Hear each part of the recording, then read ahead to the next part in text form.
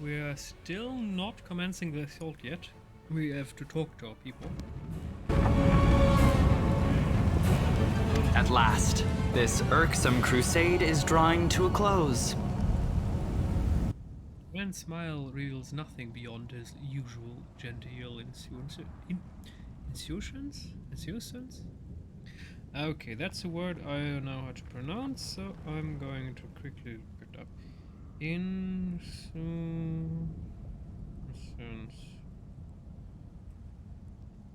Casual lack of concern, indifference. Insouciance. Uh-huh. Rand's smile reveals nothing beyond his usual genteel insouciance. Okay. All right. It hasn't been that irksome.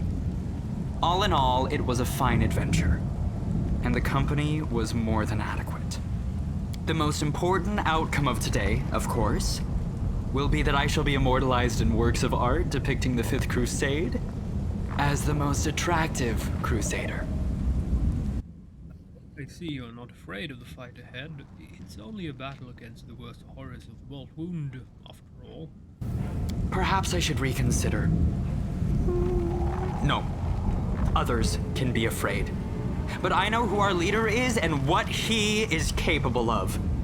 I have never seen you fail to rise to a challenge, no matter how impossible. So leave me and my optimism be. We will win. If anyone should be afraid, it is the wretches inside Threshold. Well then, onward to victory. And to the victory feast, I trust?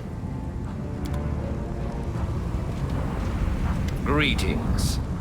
Allow me to congratulate you on leading the armies of the Fifth Crusade to its decisive confrontation. I know the voice actor. Who is voice acting Rachel? Rachel, Pathfinder voice actor. He's doing a remarkable job. Cast, credits, perfect. Voice actor credits list. Okay. Social, I don't care. Nulkineth, blah. Anevia, Ivy Duplo, Hullrun, Wayne Grayson, huh? Pharasma. Wait, Pharasma? Never heard the goddess. Duran? Ah, he is voiced by Matt Merritt, to R to T. Amber is voiced by Susie Myers. Iomide is voiced by Samara Naemi. Arilo Volesh is voiced by Mary O'Brady. Irabeth by Lisa Ortiz. Terendelev by Haven Paschal. Greybor, Scott Rayo. That's okay, Scotty Ray. Queen Golfrey, Alison Leigh Rosenfeld. Finian, I don't care. Nocticula, Erika Schröder. Anura was Courtney Shaw. Minago, Lindsay Shepherd. Camellia, Sarah Smithon. Arushale, Nikki Thomas. Hand of the Inheritor, yes. Billy Bob Thompson. Good job. Perlictor Jill, yes. Mark Thompson, wait. Are these two related?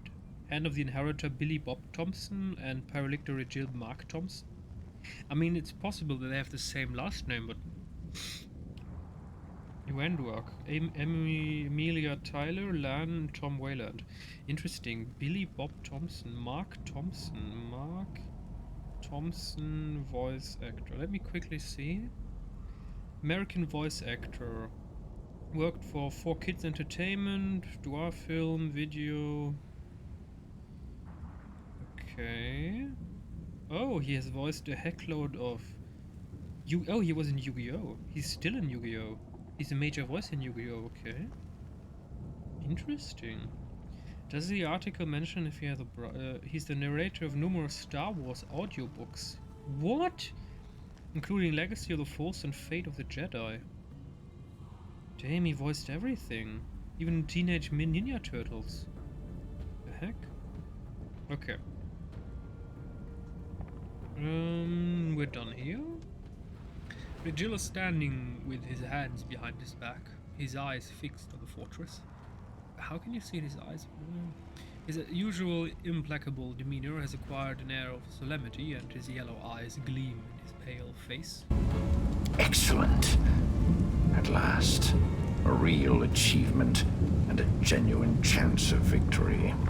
Regil permits himself a satisfied nod. One satisfied nod, okay. Here we are at Threshold. The final battle and the resolution of the world wound problem is at hand. Are you happy? I suppose I am. Being happy is not in my nature, but for the first time in years, I feel something akin to that emotion.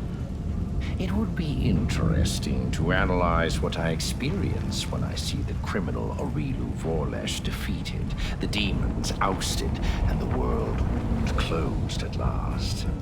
It promises to be an exceptional moment. Of contemplation appears in Regil's voice. It has been an honor to fight alongside you, Regil. And for me as well, Commander. For me as well. Regil offers you a sharp salute. Oh, I would love to see this character in a television or in a movie. I mean, darn it. The stories are so good. I mean, not every story in this game is good, but the overall arc, it's a very decent game in terms of story. And considering that most stuff that right now happens on Hollywood or Disney, whatever, when they go and make a television series or a movie, and the stories are just ridiculously bad on a 5-year-old children's mental capacity level, this would be glorious. Even though I started reading Dune, I finally started doing it, and darn it, I did not expect this book from a language point of view to be complicated, to be philosophical, to, I would not say rival Lord of the Rings, but it's definitely going in that direction. If you compare Dune to The Expanse is, in terms of reading comprehension level, much lower. To properly comprehend Dune, it's quite difficult, especially because Dune, a bit like the Lord of the Rings, has its own sort of vocabulary. They're fantasy words, and there is an appendage book with thousands of different things, words explained, and the book is just like, well, I expect you to know what this means, so go look it up. That's an interesting approach, even though right now I definitely like Dune. I mean, I've finished the first 3 chapters or something, but it's super good. Okay, yeah, it's time. Get ready for a bitter fight. I am always ready. Exactly the reaction I expected. I love this character, it's just so well written. Okay, Regil nods gravely.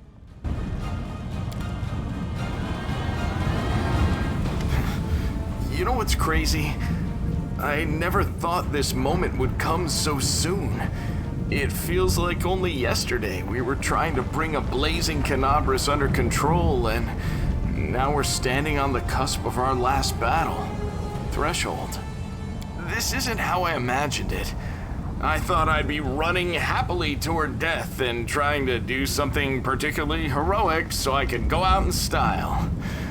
But now, I'm thinking about how we have to win and go back to Dresden because there's so much work still to do there. We're definitely not going to die. I have a good feeling about this. I mean, he technically is going to die. I mean, we have modified this, but right now he has a relationship with Arushale and the Queen, and both don't know of each other. Maybe if they both find out about it, they'll make fricassee out of him. We're definitely not going to die, okay. Me too. You've got a whole army behind you, and we're all ready to win. If we fail now, when we've got this far, then that means the Crusades were always doomed to fail. We've been going easy on these demons for too long, don't you think? It's time to show them one last time what Galarians are capable of.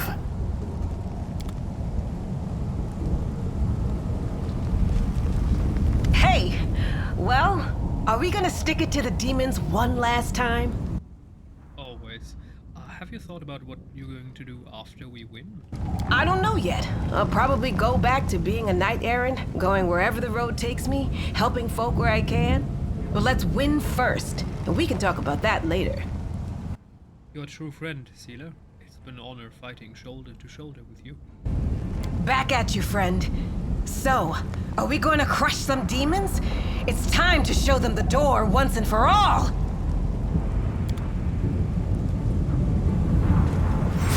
There it is. The heart of the wound. The source of all the evil that has been wrought here over the last 100 years. It all began here. And we will end it here. If Aurilu Voralesh had never opened the world wound, I would never have ended up on Galarian. I would never have met Desna. Or you. I would never have embarked on the path of good. The world isn't fair. Thousands of innocent mortals perished during this invasion. But it was also the catalyst for one demoness's discovery of goodness and love. This may merely be a quirk of fate, but it means that our happiness together has come at a horrifying cost. Today, we will repay but a fraction of that debt. We will close this abomination so that no one else has to die. Reputation of everything the demons believe in. If they had any sense, they would flee this place as fast as they could. I know, I actually pity them. If only I could have shown them what I feel. If only I could have shared this goodness, this tenderness with them. I'm sure they would have started on the same path as I have. But if helping them to change is beyond my abilities, then I will have to do battle against them. I will let no one threaten you and our happiness. No one. What is she going to do once she finds out that we have another... you defeated the Abyss within yourself. After such a feat, routing its armies will be a breeze. I did not do it alone. You have led your army to victory, and me to my dream. Now you're shouldering the guilt for all the victims of the invasion. Isn't that too much for one Ado Chalet to handle? It's not about guilt. It's just that I am ashamed to take any joy in my freedom, knowing that this terrible war was the cause of it. Everyone would have been better off if the world wound had never been opened. But then I would have remained a monster. Perhaps one day I will atone for all the evil I did. But it took a far greater evil to make my redemption even possible. What are you going to do after we win? You know what? A playful smile blossoms on Arushale's lips. Are you ready? I am ready. Let the abyss tremble in fear. We done? At least talking to people. Pretty sure that we are. Mishulin... Can we talk to the dragon? No, we can't. Okay. So, wait. The dragon just speak? Oh no, it didn't. Okay. So, oddly enough, one person, Helor, he just disappeared. He's now gone. I couldn't find him, so he doesn't exist anymore, which is a bit odd, but okay. So we're not yet going for the threshold. I just want to get inside the dungeon, get the elven notes, and then immediately come back out so we can finish this.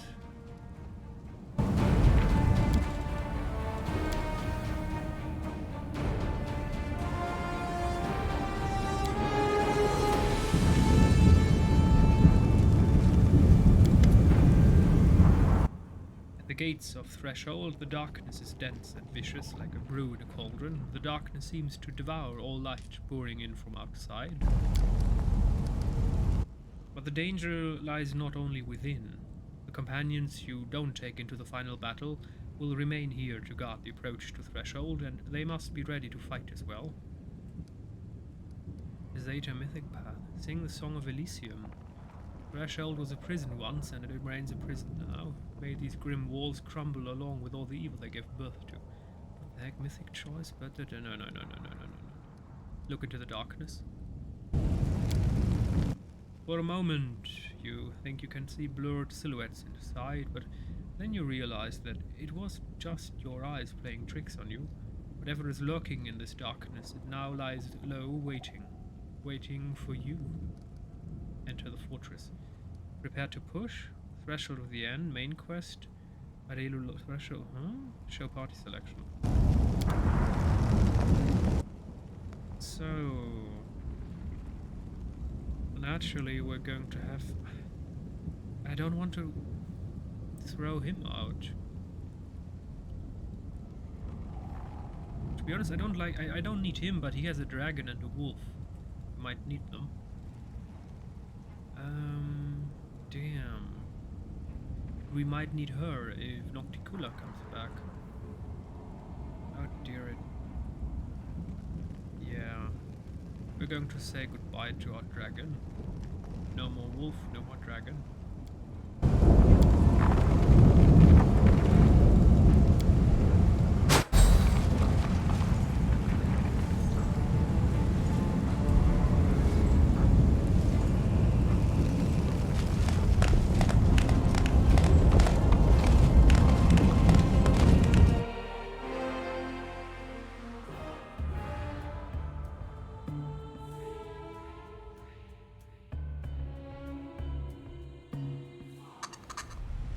I feel fatigued. We should rest soon.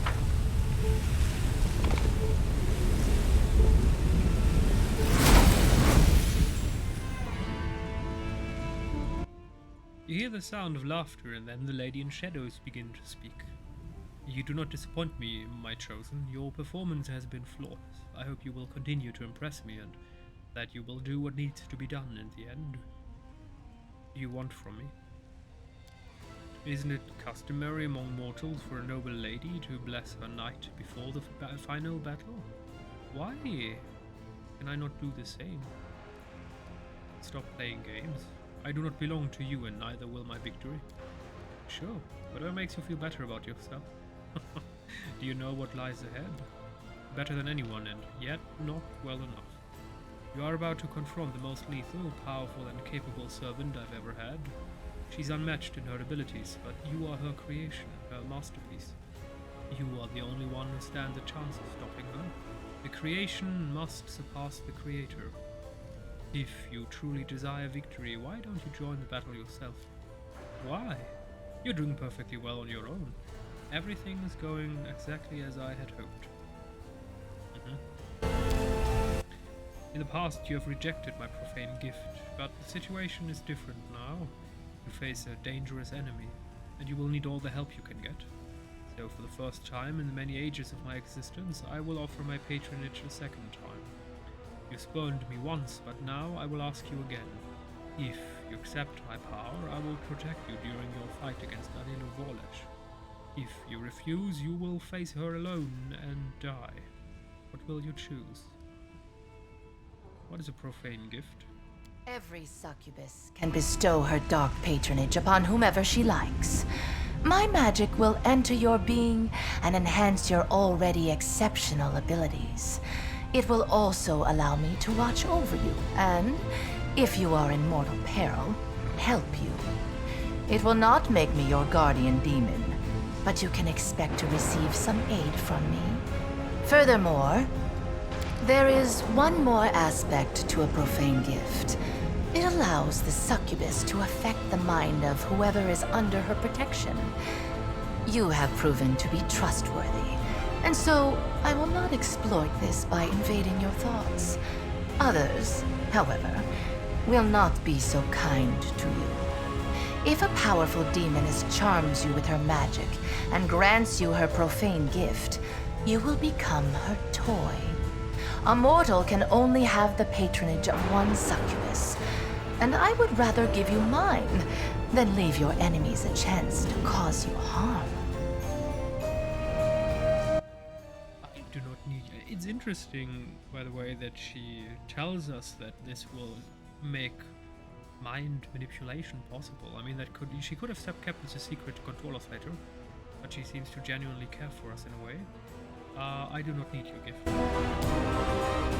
You will regret your decision. In your moment of defeat, you will remember the victory that could have been yours. But your keen insight pleases me. You are defined, headstrong, and driven, just like me. I do not yield to the power of others. I refuse to give up my independence, and it seems that you are the same. We have so much in common. It is possible that you are more deserving of my gift than the obedient servants who subjugate themselves to my will, is it? Yes, I think I will give you my gift after all. I've woven this wreath from the darkest, most insidious shadows of the abyss. Wear it as a sign of my respect. Nocticula falls silent, but you hear a pure, clear voice, the voice of Iomide. Her words resound in your ears like a roll of thunder. Morgrey, you have remained resolute against the enticements of a lady in shadow. You have rejected the temptations of a demonic power within you. You have remained true and loyal to the crusade. You have accepted no gifts or favors from any of the demon rulers. I, Iomide, the Inheritor, I bless you before the battle. I demand no vows and impose no oath. They are not necessary. Our beliefs are one, and so are our reasons to fight. I've given you my blade, and I will grant you my power. What? A blade? May you strike down your foes without pity. What? Wait, what? Legend's corruption resistance. The legend's powers are beyond the abyssal corruption's reach. Wait, what? We are not a legend. Wings, sword of holy damage. What? Burning bright? What else do we have? Commander's banner. Assault. Oh, we have fatigue. That's not good. Flame of life, holy aura. Okay, we need to get rid of fatigue, so we're going with lay on hands. Perfect. A shame one life is not enough to master them all. Now we have abrupt end. Where's the sword of the Inheritor? I mean, she just said received daybreak. Whoa, the weapon of Iomide herself. What?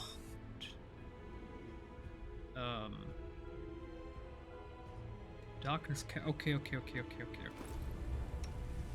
So where is daybreak? Whenever the wielder of this +5 holy evil outsider Bane longsword lands a killing blow, all allies in a 30-foot area gain a bonus on attack roll, weapon damage roll, saves, skill checks. What? Can stack up to 3 times. Darn it. A weapon of God. Sure, why not? Wait, now we can do Mythic Path with her? Okay, longsword. 67, okay. Cold iron. No. Mythic Path.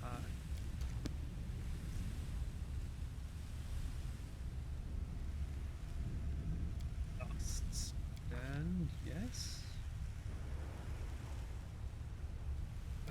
Weapon focus on long axe. A long sword.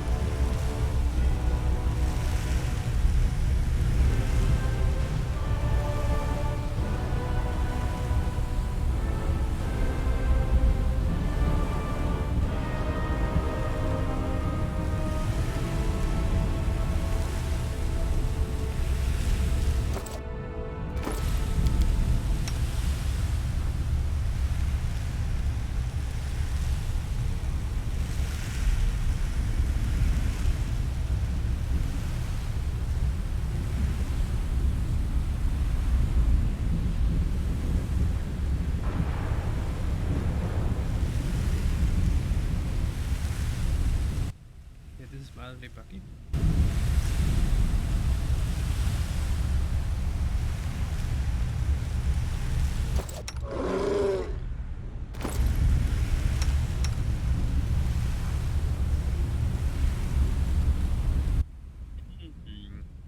Yeah, we're going to end the episode. It's 30 minutes anyway. Damn. Daybreaker itself.